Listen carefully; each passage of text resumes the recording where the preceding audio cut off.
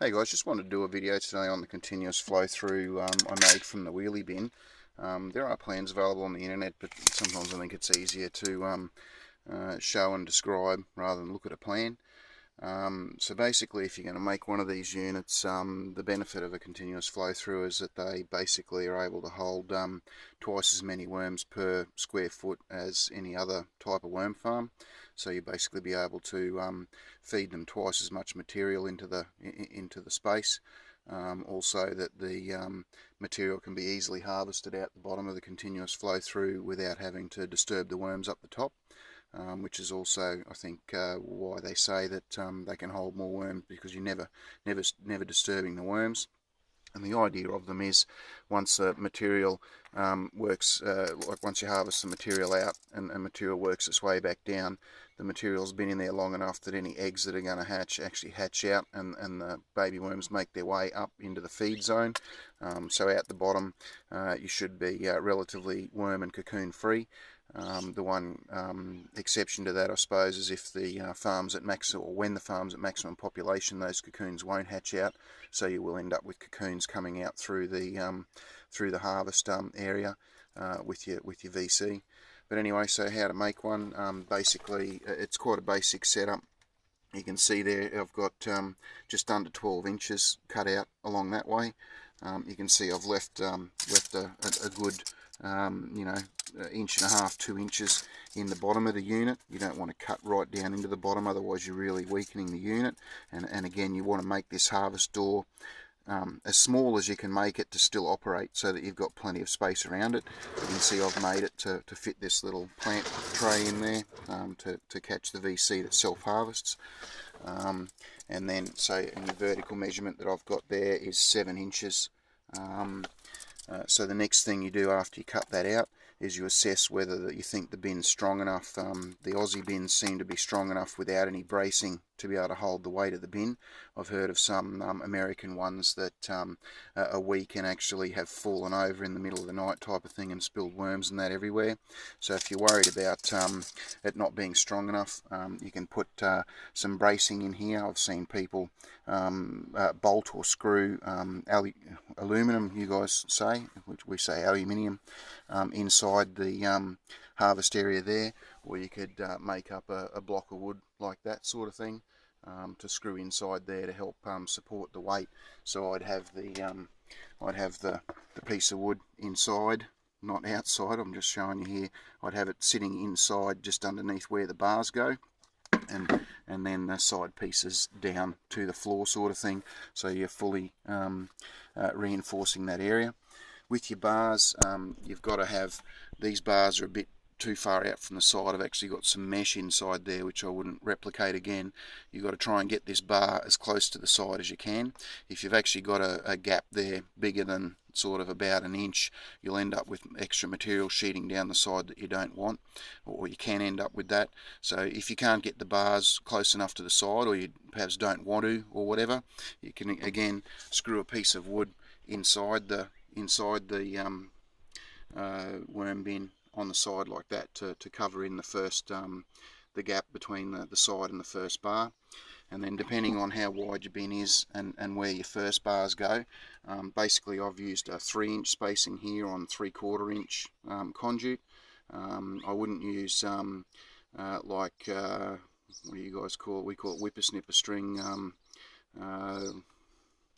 I can't think, weed whacker, you guys call it weed whacker string, or cables. I've heard of them actually, when the weight of the material goes onto the cables, it actually pulls the sides of the worm farm in, whereas a bar, you're actually forcing the weight down on the edges of the pardon me, on the edges of the farm.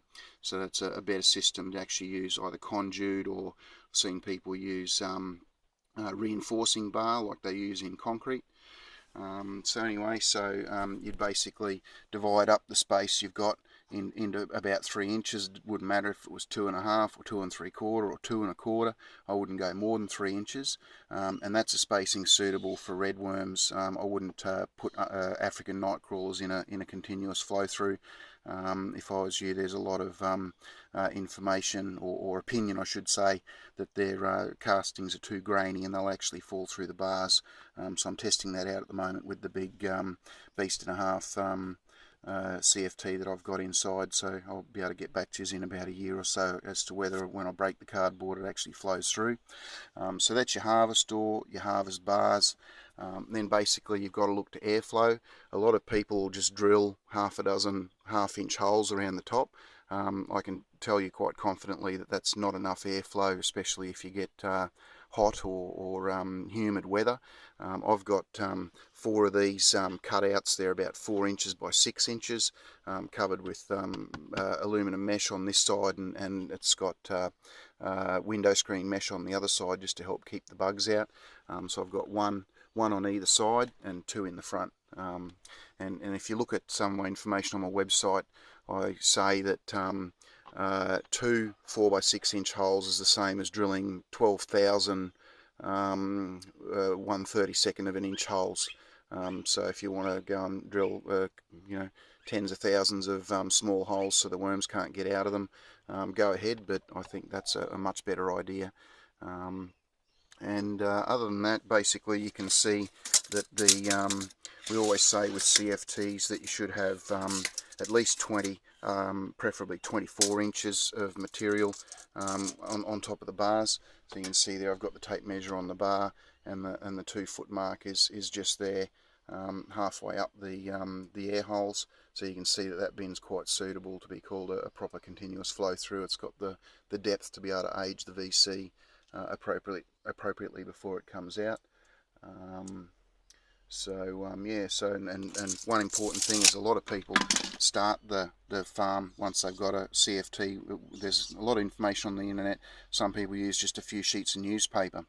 What I've found is that this bin, I think, I started it with about half full of aged castings out of breeder boxes that I had sitting there, so I sort of cheated the system a bit, but it still took 6 months to fill up from half full up to the top with VC, so I could do a first proper harvest. What you'll need to do, in my opinion, is put 3 or 4 thick layers of cardboard over the bars, and I actually lap them up the sides each time, so that the worms can't get down the sides of the cardboard into the bottom area. Again, self-harvest wise, this unit does self-harvest a little bit, but not very much, sort of thing. Like this has been sitting there for several months and it's only got that few handfuls of stuff in there, and quite simply you can just get a rake. I haven't got oh, here we go, one of my rakes here. You can basically just get a rake in there and scrape along the bars. If you want to get a bit of VC out to make some tea with, or put on some pot plants or whatever, you can quite easily harvest material out there as you like. So in the top of it, you can see mine. I haven't been looking after it food-wise very much in the last 6 months since we moved. The bin was almost full, and you can see it's dropped quite a bit. But I have been feeding it lately. That's why you can see all of these pumpkin seed sprouts in here. So you can see the worms. For some reason the worms just really love hanging out in roots. So if you've got a whole pumpkin or whatever and you stick it in there and all the seeds come up, you'll often find tons and tons of worms hanging out in the roots of the material. So you can see the lovely consistency of the material. These are very good bins. The wheelie bin turned into a continuous flow through. It really is.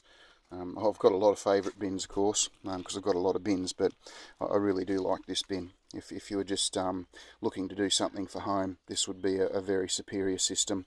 It's got a small footprint, being square, you're maximising the space you've got available. It's also on wheels, so if you wanted to move it outside in summer and bring it back into the garage in winter, you could do that sort of thing as well. So yeah, for a lot of reasons, the continuous flow through is a superior bin, and I think the wheelie bin conversions make a really superior bin. Thanks so much for watching my video, guys.